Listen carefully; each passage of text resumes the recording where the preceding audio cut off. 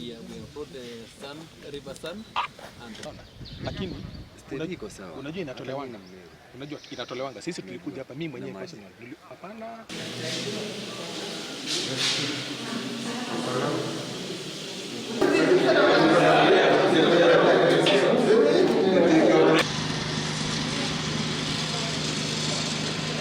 We're waiting to make sure that the field is as green as Nyayo Stadium, and to lay the tartan track, and then just put the finishing touches, maybe the final painting, and we'll be set.